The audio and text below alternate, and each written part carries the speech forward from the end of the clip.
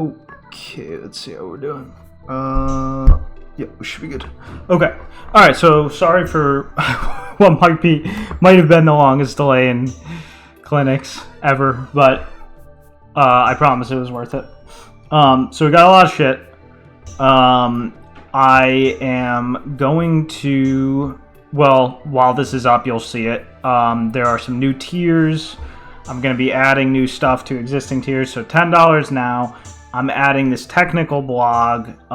You can read the update I posted. There's info a little bit about it, but to just give a quick rundown more specifically, stuff like this, like I do this, you know, if I do a little like illustrate, like this is like an anime nerdy style illustration. If I do one of these, I can like break it all down. I took screenshots of stages for it. I would have like annotated notes for everything. That would go in the technical blog. Just stuff to like whatever I'm trying to develop or work on. Like right now I'm trying to, this isn't actually Arrow, but I just put black bars just to be safe. If I'm working on like right now I'm working on like a color rough method, I would put all my like research with that. Like this is a color rough, like a very systemized color rough thing I'm trying to work on, stuff like that. And it will have info on whatever I'm reading and thinking about, analyzing with writing and stuff, just little quick notes. And it'll just be uploaded irregularly, just whenever, you know, just probably a few times a month. So anyway, that's exciting. And yeah, look into the other tiers or whatever. Well, I'm all about now trying to drive the awareness of the project, get some more money, get things going. So anyway, the topic of the day, this is a mindset one, which you probably saw in the title. We're going to talk about, and I'm just going to do gestures while we're talking. So we're going to talk about pride versus actual accomplishment. So what exactly do I mean by that? Basically, there are kind of two. In the context of this discussion, we'll think of them as like inverses, which might sound kind of strange, but you'll see what I'm getting at in a minute. Accomplishment I'm defining as actual like tangible, successes. To put it in kind of like almost like it's kind of soy, but like gamer terms, it's like accomplishment is when you actually complete like quests.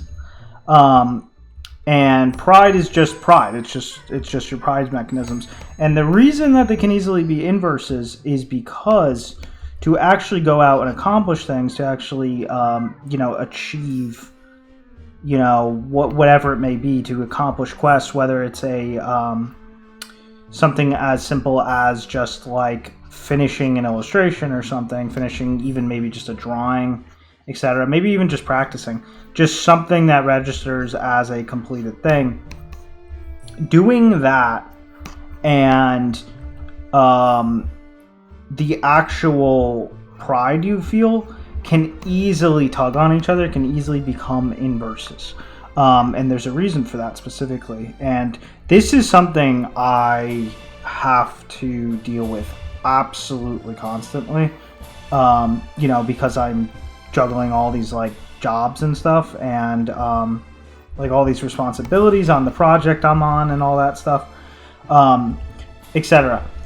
But at the same time, I still need to, certain things have to happen. Pride always wants perfection. That is just a fact about pride. Pride, if pride did not desire perfection, it would not be pride. It would be absence of pride. You're only as prideful as you want perfection. So basically, is that good? Is that a good thing? Is the desire for perfection a good thing? In many cases, yes, because that's what makes you literally get better. If you didn't have a desire to be, perfect, honestly, the human mind is very strange. If it doesn't want to be perfect, it rarely improves much at all. It's kind of like, have you ever heard anyone who goes like, oh, I want to learn Japanese? Is there anyone who wants to kinda learn Japanese? No one kinda wants to learn Japanese. They want to learn the whole fucking thing. They want to get good. They only want to kinda learn it as a compromise once they're in the midst of already learning and they find out how hard it is, how much time it takes, etc. And they go, okay, this is where I'm going to park my car. So typically the only thing that actually spurs you to properly, do things in the first place is that initial desire for the whole package. So basically, perfection, obviously, this is very cat score. Perfection can absolutely be your enemy, however, though. There are times where it actually just prevents accomplishments. It makes you weaker. And I guess, since Pokemon is kind of on the mind, we're going to talk about Slowbro real quick. Okay, when you put out Slowbro in Gen 1, what do you want to do with him? You always want Amnesia, because Amnesia doubles his power. Now, he can Amnesia 4 times, and he becomes 4 times as powerful at max. Should you always just keep powering him up? Is it always the best idea to just keep powering him up? No, absolutely not. There are many times where you only want to power him up once and then start attacking, or power him up once, attack a little bit, move on, etc. Sometimes you don't even want to power him up at all. Sometimes you just want to put him out and either paralyze something or just attack real quick. Now, basically, you are Slowbro when you're learning something. You are trying to balance that aim for perfection, that 4 times power equivalent, with actually winning the game. And what constitutes winning the game? Well, that is defined by a entirely different part of your brain than the pride mechanisms, than the stuff that wants perfection. That is the producer part of your mind. Inside your brain is 2 dogs. You can think of it like there's 2 dogs in your mind. Not wolves, dogs. So the creator always wants perfection. The producer wants success. So the creator will just insist on trying to create and will disregard anything and everything, including health, common sense, schedule, everything, till the bitter end, because the creator just wants perfection and just wants to create. The producer, however, wants to do things like keep you alive, procure the means to, survival, procure the means to even helping you create, sometimes with better resources and stuff. It can be any number of things like that. So that is really the effective difference between the two. And with the creator, that's the one that's supplying the pride. The producer has no pride. Okay, so in your brain at all times, and this is a really kind of important thing to grasp ASAP. Within your brain at all times is a part of you that is prideless, just as much as there's a part that is prideful. So you have to actually manage these intentionally, or something very, very bad will happen, which is that they will actually start to cross. And I'll talk about a bunch of patterns that happens when they start crossing in a sec. But it's very bad. So the first thing is, just to get out of the way, just to kind of address the potential elephant in the room. Yes, you can just ignore the producer dog if you choose. If you choose to do that's actually a viable option to the common sense extent, where you're still alive. You're still keeping yourself alive and all that crap. And the thing is that what does that amount to? That amounts to ignoring it. That effectively means you're seeking perfection and you're ignoring anything that you actually would have to like tangibly use the skill you're building. The stuff you would normally be expected to do, like if it's art, for example, like put up illustrations on social media, or just get yourself around, etc. Maybe even something like make projects or something, stuff like that. You might ignore anything and everything that isn't just trying to grind, seek perfection, etc. This can be okay as long as the wires are not crossing over with the producer. And what's funny is that I think art is very difficult for people, and something I find in art more than I find in definitely at least a little bit, maybe I'm just not looking in the right spots, but something I do find a decent bit in art more than music and writing is this expectation that you need to like pick a point ASAP where like art is financially rewarding you. But here's the thing, or you're even living off of it. But here's the thing. If you're a like composer or like a musician or a writer, most of those people do not live off of their creative endeavors in any conventional sense. Like most of those people, the vast majority, they need other jobs and stuff. Like they need other ways to actually live. So in a sense, the producer in them is kind of inherently free because it's already kind of predetermined from the start. Like you have no choice. You can't, you can't make a living off of this, so there's no point in even trying, in a sense. Or rather, you can seek as much success as possible, but there's no point in worrying about it actually, like, usurping the day job or whatever the hell it is that keeps you alive. That can be beneficial to the mentality of just persisting with the thing indefinitely.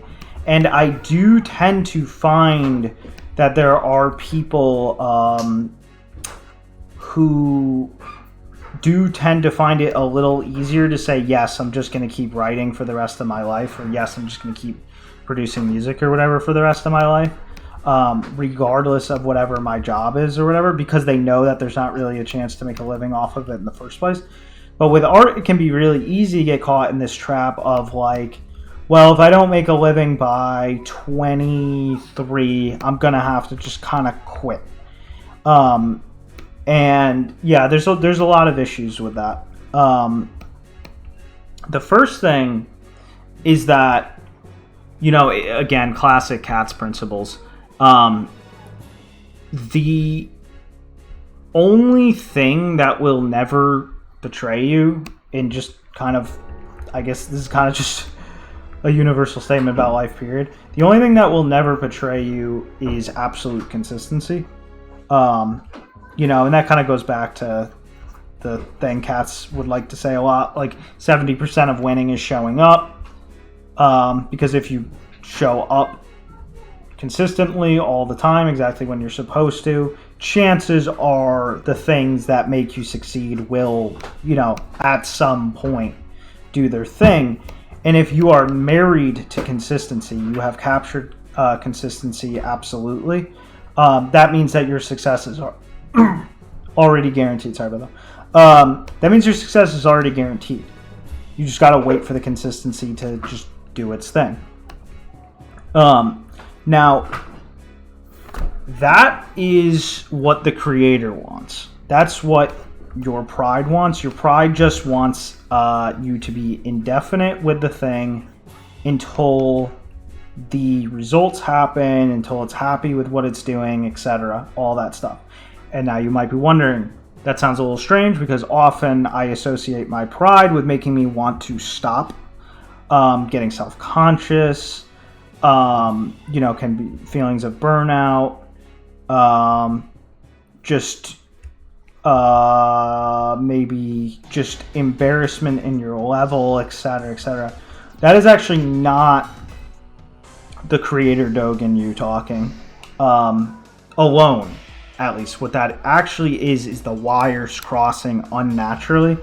When the two Doges cross wires unnaturally, really, really bad stuff starts to happen because they start to do the other person's job. They start to do the other Doge's job, which they're terrible at. They're not good at each other's job. They're good at their job. They're not good at each other's job. So basically what will happen, if the producer Doge starts interfering with, say, like a practice session or even a performance session, the producer Doge will start demanding things such as, like, do this inhumanly quick, or like, we don't have time, hurry up and get good, and stuff like that. Like, the producer Doge will spit a lot of interference out that makes doing the job of the creator Doge effectively impossible. That's just not an environment that anyone can create with.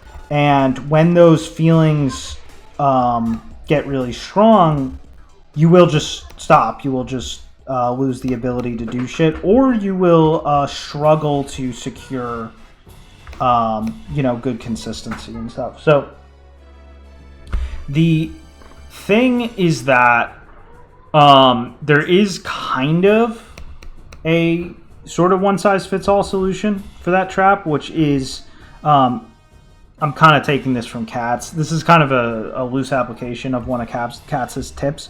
But basically, this is my wording, though. I don't think he's ever worded it like this. Plan organized, execute messily. That principle will help you significantly in not crossing the wires of the two Doges. So basically what I mean by that is when you plan shit, don't plan shit with, like, the creator in mind. By plan, I don't mean like rough out a drawing. I mean like planning what your next move is going to be, planning your future, planning anything, any type of life planning, planning what you're going to do with your day.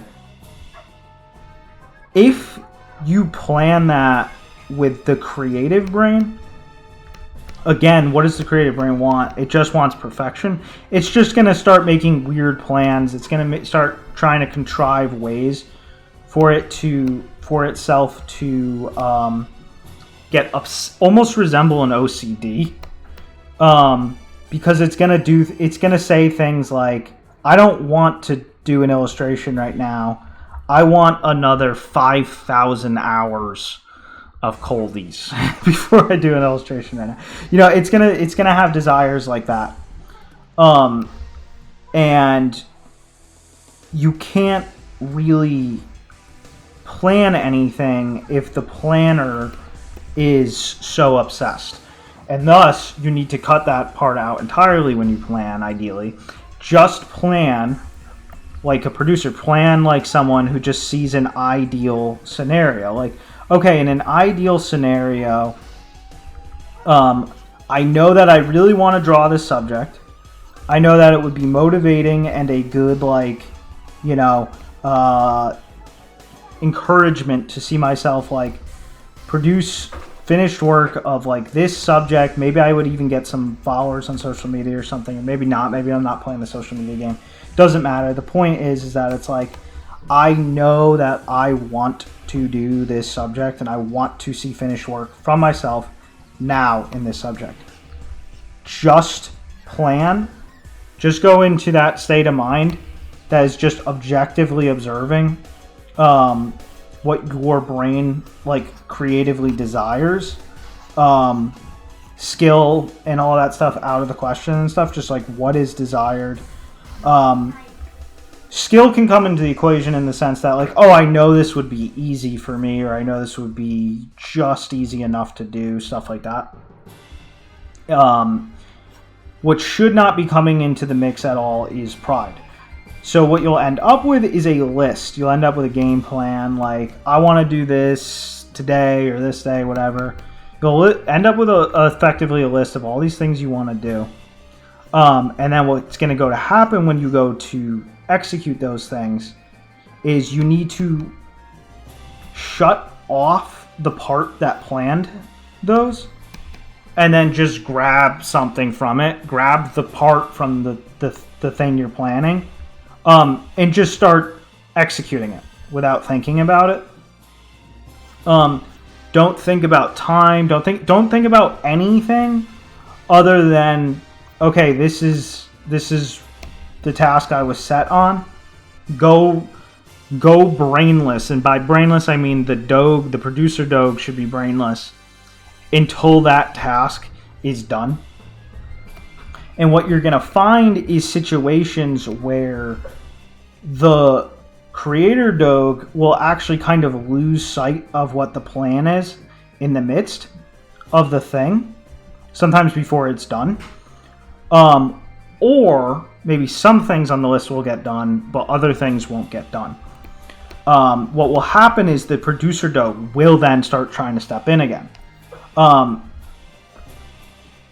lot of people panic at this state because they go, holy fuck, producer walked in, creator wasn't doing what he was supposed to do, the plans, oh my god, everything's over. And they'll get miserable, and very bad things will happen. Do not hold the creator Doge responsible for achieving the producer Doge's wishes beyond simple good faith attempts to do things on the list. So that's basically a more elaborate and kind of like in-depth kind of explanation of like one of the cat's tips of like make a list of 20 things you need to get done, and then just expect yourself to get 2 of them done. That's what I mean by execute messily. Change the way you see responsibility. Change it so that the creator Doge, if the creator Doge needed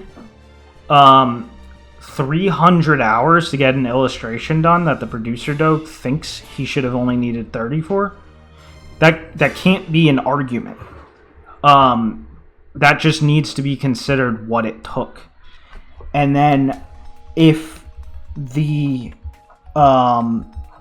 producer Doge now suddenly decides that like it's time for you to, you know, try making a whole manga chapter or something, the creator Doge can't come in and start screaming at him. They need to have their jobs thoroughly parsed in that sense. Or very, very bad things happen.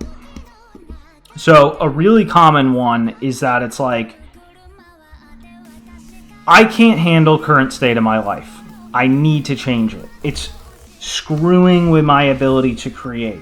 If you ever, this is a kind of like a famous phrase, and it's not always my ability to create. Sometimes it's other things. Like in Japanese learning communities, you'll see something a lot. Work is destroying my ability to read. That's something you'll see a lot. I've been seeing it recently from a lot of people.